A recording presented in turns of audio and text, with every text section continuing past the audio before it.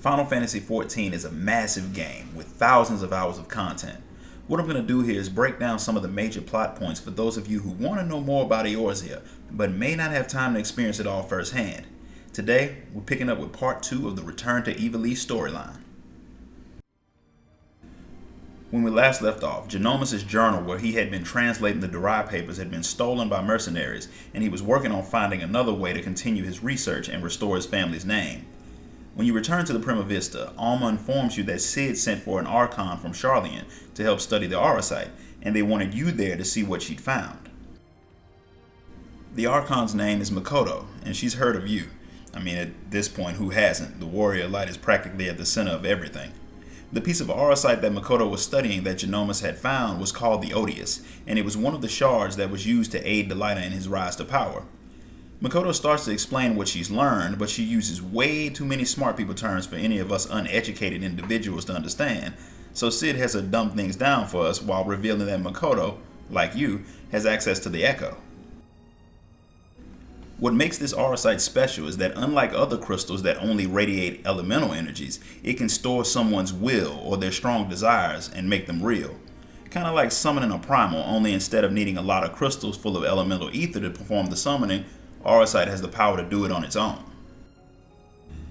The man named Argoth that you fought in the ruins of Rabanastre was a manifestation produced by another special piece of Auracite, the Duma, that you found after you destroyed the creature, although it was stolen along with Geonomus' journal.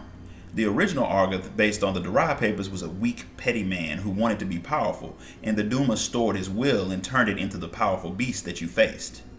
Alma begins to wonder if the Auracite is dangerous, but her father says that the Ramza of the past also used Auracite with no problems.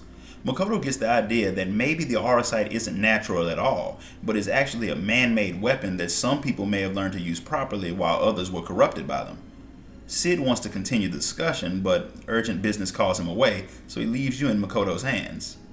The next question that's asked is if Argoth's desires were in the Auracite that you found in Rabanastre, whose desires are stored in the Odious? Makoto is a step ahead of you, and from what she's discovered, the Odious is empty, which is confusing to Alma since she heard voices coming from it. Ramza rudely dismisses his sister's questions, however, questioning not only her mental state but her loyalty to the family.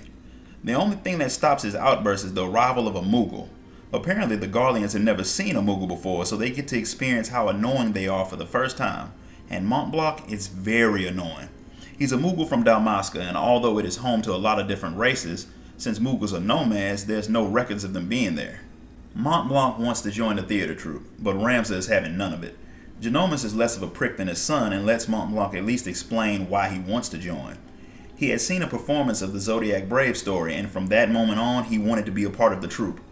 Another Moogle, Hurdy, shows up and reveals that apparently Mont Blanc changes his dreams more than people change their underwear. The Moogles argue back and forth until Ramza snaps on him, calling Mont Blanc all kinds of names. I think the Batmole was the best one he came up with. However, calling him a coward seems to be a step too far, and Mont Blanc vows to go out and kill a beast so the troupe will accept him as a brave warrior fit to play the leading role in their next story. He leaves, and of course, you head off to save him from what will certainly be a gruesome death. Mont Blanc was really setting himself up to die because you find him heading into Rabanastre where he's attacked by red chocobos. You save him, which makes him break down and cry, saying his dreams will never come true since he's so weak. You and Lena give him some encouraging words that he completely misinterprets, but they perk him up well enough, and you head back to the Vista. You arrive just in time to see the crew on the verge of fighting the same mercenaries who attacked you in Rabanastre. Surprisingly, they aren't there to fight. They want your help finding their leader, Begamnon. To get you to at least hear them out, they return Geonomus' journal and give up their weapons. Apparently, the Auracite that Begamnon stole from you sought to refill its ether stores and probably absorb Begamnon's deepest desires, so to help with the search, Bwagi, one of Begamnon's men, tells you their story. 30 years ago, they were members of the Dalmascan army stationed in Nalbina Fortress. It was thought impervious, but when the 4th Legion took it, the loss of morale was the first step to the fall of Dalmasca. Begamnon was their captain, and knowing the fortress would fall, Prince Rossler gave them one last mission, to escort his sister, Princess Ashelia, to safety. Things went wrong, and she died in Begamnon's arms. Her last words told them that as long as a Dalmascan lived, the nation would too, so they had to survive. The story leads Makoto to believe that Bagamnan's greatest desire would be to have the power to purge the invaders from his home, which, with the Auracite in tow, will turn him into a powerful monster. And if he's not found quickly, there may not be anyone powerful enough to stop him before he wreaks havoc on the surrounding lands.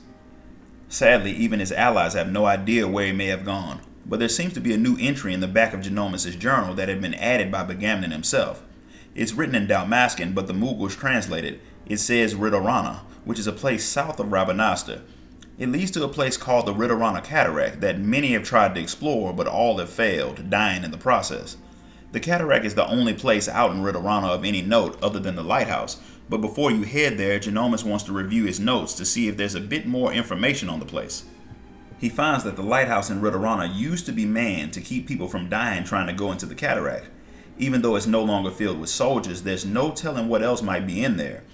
What's odd is nothing in the Zodiac Brave story mentions the place, but it could have had a different name all of those years ago. Ramza did a bit more research and found that the Valnard Sea, where the lighthouse is, was mentioned a lot, but there were no records of the lighthouse or the cataract, which meant they probably didn't exist prior to Delilah's rise to power. He has a theory, but he won't be able to prove it without going to the lighthouse. The instant you arrive, something feels wrong, and you all split up to search for Bagamnan. You find him muttering to himself, and he sees you all, even his allies, as Imperials. The Auracite has already taken control of him, and he attacks Lena, forcing you to strike him down. As he dies, the stone speaks to him, telling him to bond with it in exchange for power. He does, and transforms into a monster straight out of Resident Evil, and teleports away, prompting an urgent call from Ramza to return to the ship.